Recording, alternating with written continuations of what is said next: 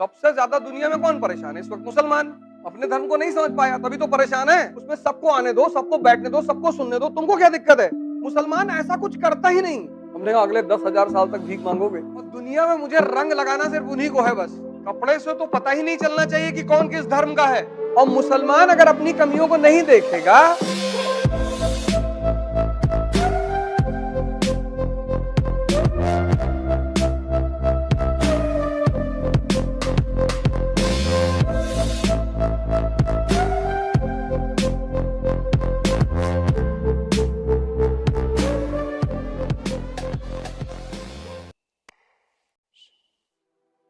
एक आदमी होता है ना, मार खाता है तो उसको लगता है कि कोई तो कमी होगी हमारी, कोई गलती होगी।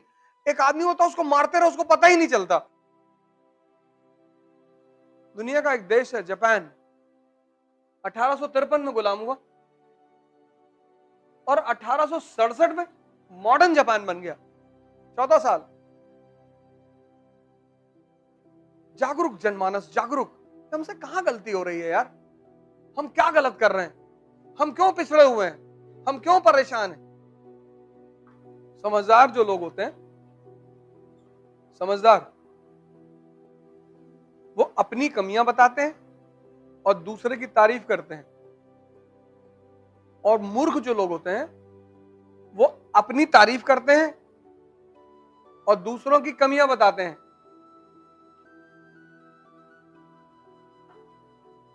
अगर हमारा घर पूरा ठीक ठाक हो,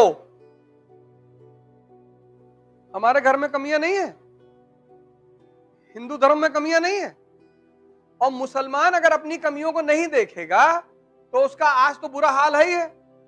आज कितना बुरा हाल है। ये मुसलमानों की ड्यूटी है, ये मेरी ड्यूटी नहीं है।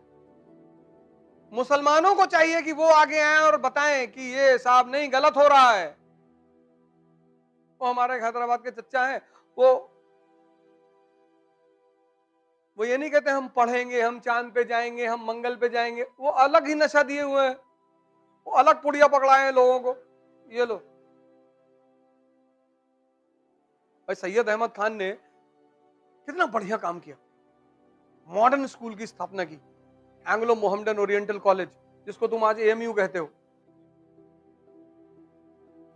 और अगर ऐसे 10 बढ़िया कॉलेज यूपी में खुल गए होते तो मुसलमानों की कुछ तो स्थिति अच्छी होती,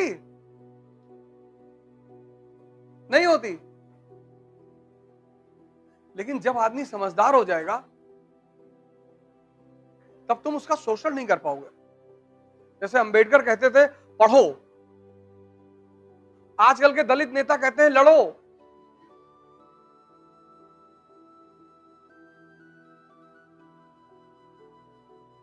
अंबेडकर को तो नहीं लड़ना पड़ा क्योंकि इतने नॉलेजेबल थे, जहां खड़े होते थे बोलने लगते थे, सामने वाला खुद ही पैर छू लेता था भैया।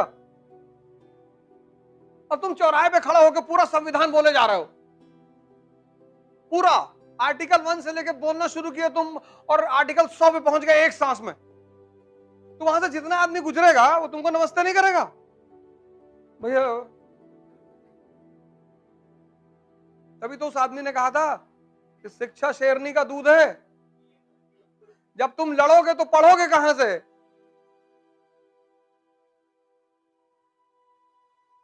लेकिन जब लड़ोगे तब तुम्हारा पढ़ने में मन नहीं लगेगा। कहते हैं किसी को बर्बाद करना है तो उसको नफरत सिखा दो। हिंदुस्तान में भी तो यही तो दिक्कत है ना। यहां सिख रहते हैं, ईसाई रहते हैं, उनको कोई दिक्कत नहीं है। यहां सिख नहीं रहते, वो माइनॉरिटी में नहीं है। ईसाई नहीं रहते हैं, सब रहते हैं यहां पे। जब तुम किसी दूसरे से दिशा निर्देश लोगे तब तुम्हें दिक्कत होगी। इस देश में कपड़े से तो पता ही नहीं चलना चाहिए कि कौन किस धर्म का है, क्योंकि कपड़ा किस पे डिपेंड करता है? ज्योग्राफी पे। अब सऊदी अरेबिया में अगर तुम ओल्ड मॉन्ग पियोगे तो तुम डेड मॉन्ग हो जाओगे। टेम्परेचर है 50 डिग्री सेल्सियस। कल मैंने तुमको बताया कल्चर डिपेंड्स अपॉन ज्योग्राफी। जैसे कुछ लोग कहते हैं मुसलमान लोग जो है, सऊदी का आदमी, ये सब भैया बहुत गोश्त खाते हैं, तो पालक होता ही नहीं भैया, कैक्टस खाएं। आज धर्मों में कोई खराबी नहीं हुई, ये धर्म का एक्सप्लेनेशन देने वाले लोग हैं ना, कि रंग अगर कहीं लग जाएगा तुमको तो आखिरात में वो अंग काट दिया जाएगा, अल्लाह काट देगा। हमारे एक दोस्त है जुल्फिकार अली नियाजी, उनके घर पे तो सुन्नी है, वो भी होली के दिन बाहर पूरा टब से भरा रंग वंग रखा जाता है, गुजिया बनती है। हल्दरमा में एक जगह पड़ती है गोंडा में, वहां उनका घर है। होली भयंकर उनके घर में खेली जाती। और हमारे दोस्त दानिश फिरोज शमसी, वो होली के दिन निकलते ही नहीं। बदतमीजी मत करना। और दुनिया में मुझे रंग लगाना सिर्फ उन्हीं को है बस, ये मन की प्रवृत्ति है। जो खेलना चाह रहा है उसको रंग लगाने की इच्छा है, जो कोई आग खड़ा होगा कि भैया लगाओ,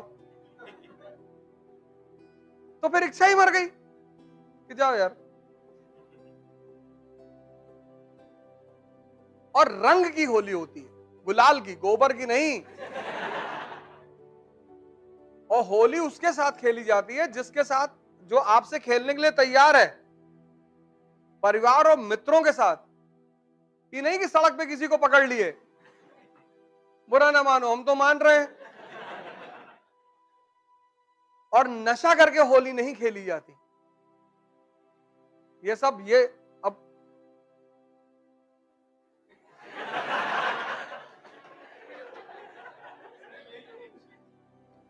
अब मैंने इतनी वीडियो बनाई, राम पे बनाई, कृष्ण पे बनाई, गीता पे बनाई, उसको किसी ने नहीं देखा। मैंने इस्लाम की तारीफ कर दी।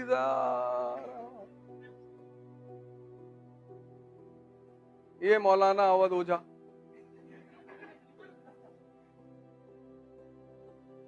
जिसकी मुसलमान अपने धर्म को नहीं समझ पाया, तभी तो परेशान है, तभी तो प्री नहीं निकल रहा उसका। सबसे ज्यादा दुनिया में कौन परेशान है इस वक्त? मुसलमान। ना तो अपने धर्म को समझा और ना समझा पा रहा है। हिंदुओं में भागवत कथा होती है तो किसी को कथा में आने से मना करते हैं? कोई भी आए बैठे सुने तो वो किसी को रोकते हैं कि भैया पंडाल में बाहर लिखा होता मुसलमानों का आना मना है? नहीं, मुसलमान ऐसा कुछ करता ही नहीं कि लोग उसके भी धर्म के बारे में जाने। तुम भी करो कुछ ऐसा, तुम भी ऐसे पंडाल लगाओ, तुम भी कुरान पर चर्चा करो, उसमें सबको आने दो, सबको बैठने दो, सबको सुनने दो, तुमको क्या दिक्कत है? तो जब छुप कर कोई काम करोगे, दरवाजा बंद कर ले, दरवाजा, तो 98% मन तो नेगेटिव ही है ना। ये पहली गलती मुसलमानों की। ईसाइयों को देखो, बाइबल बांटते रहते फ्री में। तुम बहुत बार देखोगे ईसाइयों को चौराहे पे खड़े बाइबल बांट रहे, यीशु का संदेश फ्री में, फ्री में। उनको कोई डर नहीं है कि लोग मेरी बाइबल को फाड़ देंगे, उनको डर है ही नहीं इस बात का। कई बार लोगों ने फाड़ा ही। हम बहराइच में थे, एक लड़के ने बाइबल लिया, उसको फाड़ दिया, फाड़ने के बाद उस पर चटनी रख दिया, फिर मुस्कुरा रहा था। हमने कहा अगले 10,000 साल तक भीख मांगोगे? आप बदतमीजी काहे कर रहे हैं? उनका बदतमीजी, तुम्हें नहीं सम्मान देना है मत लो। हमने अगले 10,000 साल, 1-2 साल नहीं, कुछ लोग का यहां होता है, कुछ लोग का यहां होता है, तुम्हारा है ही नहीं। तुम्हें जिस चीज को इंपॉर्टेंस नहीं देनी है उसको लो ही मत ना। और सबसे बड़ी मजेदार बात कि जिस आदमी के सामने फाड़ा उसने कुछ नहीं कहा।